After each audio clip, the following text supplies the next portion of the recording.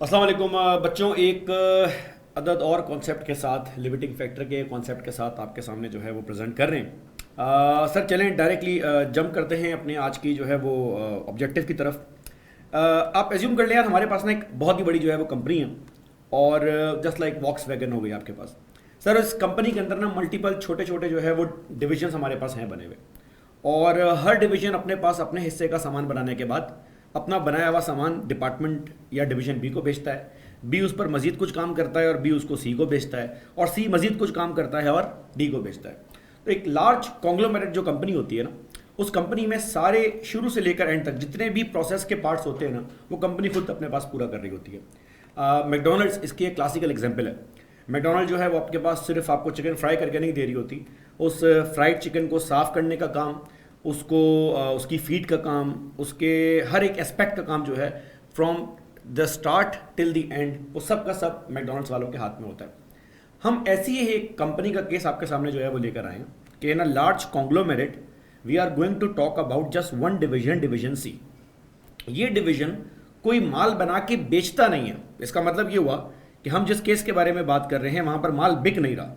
माल ना बिकने का मतलब है कि मेरे पास जो यूनिट्स बन रहे हैं उनकी सेलिंग प्राइस एग्जामिनर आपको सवाल में अवेलेबल नहीं करके देगा। जाहिर सी बात है, जब हम बेच ही नहीं रहे तो किस किस्म की सेलिंग प्राइस। सर डिवीजन सी जो है वो अपना सारा सामान बना के डिवीजन डी को बेच रहा होता है, और डिवीजन सी की इसने कुछ इन्फॉर्मेशन आपके सामने रखी है। कह रहा भाई डिवीजन सी जो है वो 3000 घंटे काम करता है, और इस डिवीजन के अंदर दो प्रोडक्ट्स बनते हैं, प्रोडक्ट ए और बी, और ये प्रोसेस होने के बाद आगे शिफ्ट हो जाते हैं डिपार्टमेंट या डिवीजन डी के अंदर, जहां से फिर हम बाहर मार्केट में कस्टमर को बेच रहे होते हैं। अच्छा सर, हमारे पास जो ए और बी है इसकी डिमांड हमारे पास एग्जामिनर ने दी हुई है भैया 400 यूनिट्स, और अच्छा दोनों की ही 400 यूनिट्स है।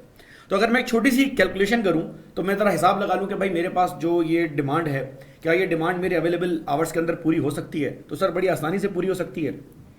ए की 400 यूनिट की डिमांड पूरी करने के लिए मुझे 2 घंटे की ज़रूरत है। इसका मतलब मुझे महीनों में जो है वो 800 घंटे की ज़रूरत होगी। और सर बी के भी 400 यूनिट की डिमांड है, लेकिन ये 5 घंटे खर्च कर रहा होता है, और ये मेरे पास हो गए 2000 घंटे। इसका मतलब कि इस प्रोडक्ट की डिमांड पूरी करने के लिए मुझे 2800 घंटे की ज़रूरत है, और फैक्ट्री में नॉर्मली मेरे पास 3000 घंटे होते हैं। अब हुआ ये कि एक अगले महीने में, अगस्त के महीने में, हमारी कंपनी ने सोचा कि यार मशीन चल चल के ख़राब ना हो जाए, घिस ना जाए बहुत ज़्यादा, तो क्यों ना मशीन की थोड़ी सी जो है ना वो मेंटेनेंस की जाए। तो मेंटेनेंस की नीयत से हमारी कंपनी ने प्लांट को ना शट ऑफ करने के बारे में सोचना स्टार्ट किया, और मैनेजर ने आके अंदाज़ा लगा के बताया कि सर अगर आपने प्लांट शट डाउन किया अगस्त में मेंटेनेंस के लिए, तो जो अवेलेबल 3000 घंटे हमारे पास होते हैं ना, उसमें से सिर्फ हमारे पास 2200 घंटे बच जाएंगे। और 2200 घंटे का ऑब्वियसली मतलब ये कि हम अपनी अवेलेबल जो डिमांड है वो पूरी नहीं कर सकते, क्योंकि हमें रिक्वायरमेंट है 2800 की और हमारे पास अवेलेबल है 2200 घंटे। तो सर ये क्लासिकल केस आपके सामने बन गया लिमिटिंग फैक्टर का। अब हमारे पास ये दो प्रोडक्ट्स हैं, इनकी मटेरियल, लेबर, वेरिएबल, पूरा कॉस्ट कार्ड मैंने आपको उस कचरे के अंदर फेंकना नहीं चाह रहा, अभी मैं सिर्फ ब्रीफ कॉन्सेप्ट की बात कर रहा हूँ। सर ये सारी की सारी वेरिएबल प्रोडक्शन कॉस्ट जो है ना वो आपकी एक प्रोडक्ट की, सॉरी माजरत, ये है सारी की सारी जो वेरिएबल प्रोडक्शन कॉस्ट है ना आपके पास मेरे भाई, वो आ रही है 100 रुपये पर यूनिट। अगर ये आइटम मैं खुद नहीं बनाऊंगा, मुझे डिमांड तो पूरी करनी है, रिक्वायरमेंट तो पूरी करनी है, आगे जाहिर सी बात है काम करना है, तो फिर क्या होगा, फिर ये डिवीजन सी जो है मार्केट जाएगा, और मार्केट में सप्लायर 120 रुपए का माल बेच रहा है, महंगा बेच रहा है, लेकिन जाहिर सी बात है हम खुशी खुशी तो नहीं जा रहे, हम तो मजबूरी के तहत जा रहे हैं। सर बी का भी सेम सीन है, बी हम खुद बनाते हैं 80 रुपये का, और अगर हम बी मार्केट से जाके बाई करें तो हमें 100 रुपये का पड़ रहा है। आइडियली क्योंकि we are a large conglomerate, तो क्वालिटी कंसर्न की वजह से हमारी ख्वाहिश है कि हर एक एस्पेक्ट के ऊपर हमारा कंप्लीट कंट्रोल हो। लेकिन इस महीने में this is a temporary problem, and you might recall this from the previous lecture, जब मैंने आपसे कहा था कि limiting factor is a short term problem, because it's a long term problem. तो ये एक बिजनेस इशू बनना स्टार्ट हो जाएगा कि ऐसा क्यों है कि हम लॉन्ग टर्म बेसिस पे अपने कस्टमर की डिमांड पूरी नहीं कर पा रहे। ऑब्वियसली कोई बिजनेस की ख्वाहिश नहीं होती कि वो कस्टमर को अपने पास से बाहर जाने दे। तो अब ये एक महीने का इशू हमारे पास आ गया। इशू ये है कि भाई 2200 घंटे और 2200 घंटों में डिमांड पूरी नहीं हो रही। अब सवाल ये है कि ए और बी दोनों की डिमांड पूरी नहीं हो सकती, कुछ ना कुछ आइटम ऐसा है जो मुझे बाहर से परचेस करना पड़ेगा। सर मैं ए बाहर से परचेस करूं कि बी बाहर से परचेस करूं? अब मेरे पास इस सवाल में, लिमिटिंग फैक्टर के सवाल में, स्टेप 2 रैंकिंग करने के लिए मेरे पास जो है वो सेलिंग प्राइस तो है नहीं, क्योंकि मैं आइटम बेच नहीं रहा, और क्योंकि मेरे पास सेलिंग प्राइस नहीं है तो यकीनन मैं कंट्रीब्यूशन नहीं निकाल सकता, कंट्रीब्यूशन नहीं है तो मैं जाहिर सी बात है रैंकिंग भी नहीं कर सकता। तो सर आज के बाद एक कॉन्सेप्ट याद रखिएगा, जिस चीज़ को हम लोग कंट्रीब्यूशन बोला करते थे उस चीज़ को ऑल्टरनेटिवली हम अपने पास सेविंग्स के तौर पे भी ट्रीट कर सकते हैं। इसका आर्ग्यूमेंट ये है शॉर्ट टर्म डिसीजन मेकिंग के अंदर कि हर वो पैसा जो मेरी जेब से बाहर जाने से बच जाए, हर वो एक्सपेंडिचर जो एक्सपेंडिचर होने से बच जाए, मैं उसको इनकम ट्रीट करूंगा। And goes without saying vice versa, हर वो इनकम जो मेरे पास इनकम होने से बच गई, मैं उसको एक्सपेंस ट्रीट करूंगा। बिल्कुल ऐसा ही है कि एक बंदे के पास अपना मकान है और वो मकान खाली पड़ा हुआ है, रेंट पे भी नहीं दे रहा, रेंट पे नहीं दे रहा तो मेंटेनेंस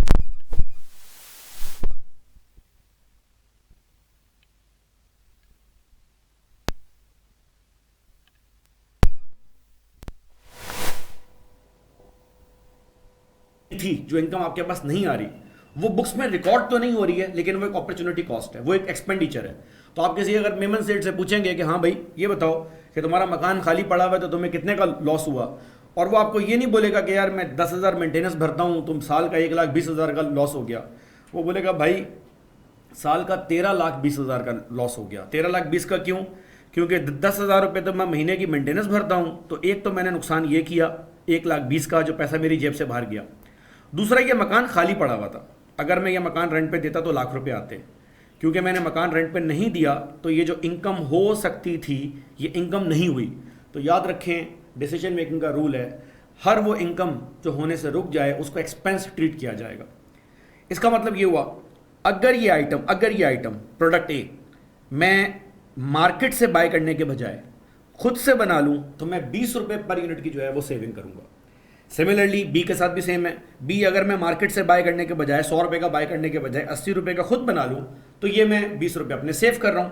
तो सर हमारे इस लिमिटिंग फैक्टर के केस में और आने वाले सारे डिसीजन मेकिंग के सवालात में हम सेविंग और कंट्रीब्यूशन को एक जैसा ही ट्रीट करेंगे। अच्छा, आपको याद होगा मैंने आपको ये बात बोली थी, लिमिटिंग फैक्टर का सवाल 4 स्टेप में सॉल्व होता है। Step number 1, identification of limiting factor. इस केस में कहानी सुनाते सुनाते मैंने आपको बता दिया है कि हमारा लिमिटिंग फैक्टर बन रहा है machine hours. So now we are left with next 3 steps. Step number 2, जिसमें हमें रैंकिंग करके ये डिसाइड करना है कि पहले क्या बनेगा बाद में क्या बनेगा, या कौन सा वाला हम खुद बनाएंगे, इस वाले केस में कौन सा वाला हम मार्केट से परचेस करेंगे, और तीसरा हमारे पास प्रोडक्शन और परचेस प्लान होगा। तो आए सवाल को आगे बढ़ाएं, सारे मसाइल आपके सामने हैं। 2200 घंटे के अंदर हमारा काम नहीं बनता, तो सर आए इस सवाल की तरह रैंकिंग की जाए। अच्छा जी मेरे भाई, रैंकिंग करने के लिए ना आज से पहले आप क्या किया करते थे? सर आज से पहले आप दोनों प्रोडक्ट्स का सीएम पर यूनिट बाहर निकाला करते थे। अब इस केस में सीएम पर यूनिट तो मेरे पास है नहीं, तो मैं काम क्या करूंगा, मैं अपने पास एक अंदाज़ा लगाऊंगा कि यार मुझे ये बताओ, अगर ये प्रोडक्ट मैं खुद बनाऊं, वेरिएबल प्रोडक्शन कॉस्ट, अगर ये प्रोडक्ट मैं खुद बनाऊं तो ये प्रोडक्ट मुझे कितने का पड़ेगा? सर अगर आप ये प्रोडक्ट खुद बनाएं तो आपको ए पड़ेगा 100 रुपये का और बी पड़ेगा 80 रुपये का। सही है मेरे भाई, ए पड़ेगा मुझे 100 रुपये पर यूनिट का और बी पड़ेगा मुझे 80 रुपये पर यूनिट का। सर अगर यही आइटम आप खुद तो बना नहीं सकते, सामान तो है नहीं हमारे पास, मशीन आवर्स तो है नहीं। सर अगर मार्केट से परचेस करने पहुंच जाएं तो क्या होगा? सर अगर मार्केट से परचेस करने को जाएंगे तो जो चाइना का सप्लायर है वो 120 का ये दे रहा है, 100 रुपये का ये दे रहा है। इसका मतलब ये दोनों आइटम मुझे मार्केट से महंगे मिल रहे हैं। सर अगर ये दोनों आइटम मुझे मार्केट से महंगे मिल रहे हैं तो मेरी प्रेफरेंस और मेरी प्रायोरिटी क्या होगी? मेरी प्रायोरिटी होगी कि ये प्रोडक्ट मैं खुद बनाऊं।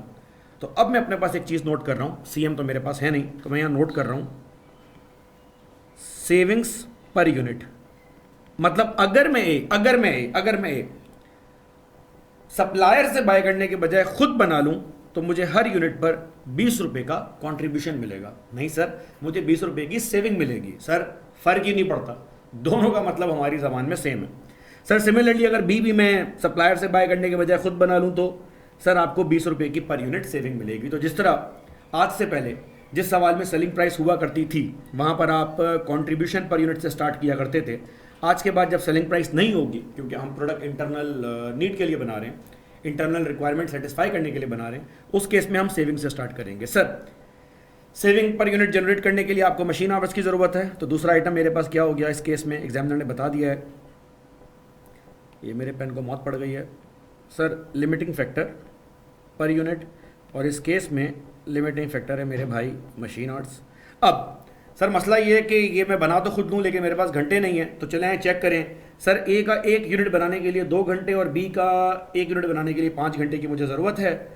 तो मैं अपने पास ये नोट कर लेता हूँ, 2 घंटा पर यूनिट, 5 घंटा पर यूनिट।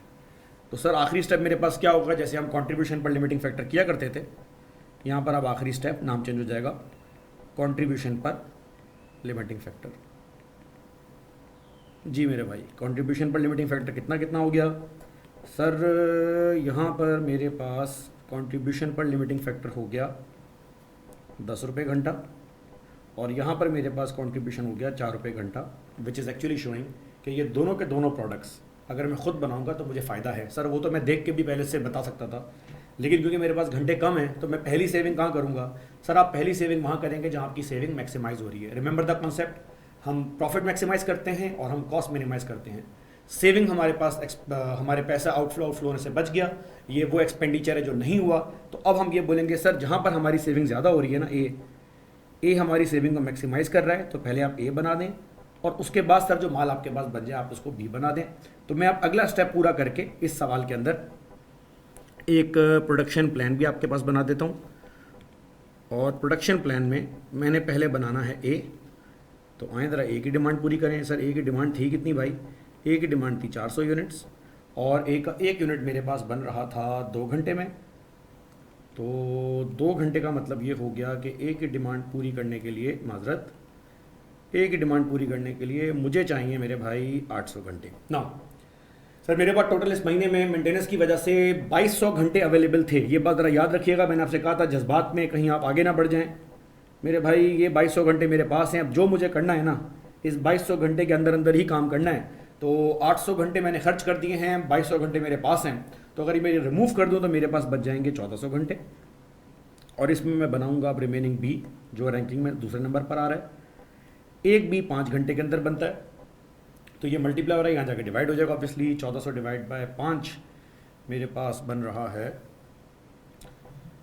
अबे यार बूढ़ा हो गया मैं, अच्छा 280 यूनिट्स। चलो भाई सर ये मेरे पास है प्रोडक्शन प्लान 280 यूनिट का, लेकिन आपको पता है कि हमारे पास जो बी की डिमांड थी वो 400 यूनिट थी। तो मैं चाहूँ तो यहाँ पर एक अदद परचेज प्लान भी बना सकता हूँ। इस सवाल में ज़्यादा प्रोडक्ट थे नहीं तो इसलिए मुश्किल नहीं हुई, लेकिन जिस सवाल में ज़्यादा प्रोडक्ट होंगे, 3-4 प्रोडक्ट्स होंगे, तो वहाँ परचेज प्लान और प्रोडक्शन प्लान साथ साथ जाएगा और उसकी कॉस्ट भी जाएगी। तो सर बी की 400 की डिमांड थी, इसका मतलब रिमेनिंग जो 120 यूनिट हैं बी के, वो हमें मजबूरी के तहत सिर्फ इस एक महीने के लिए बाहर से बाय करने पड़ेंगे। तो ये एक छोटा सा कॉन्सेप्ट था। पेपर के अंदर अक्सर औकात एग्जामिनर जो है वो सेविंग और कंट्रीब्यूशन दोनों को एक साथ जोड़ के भी आपके सामने जो है वो प्रेजेंट कर देता है। Thank you so very much.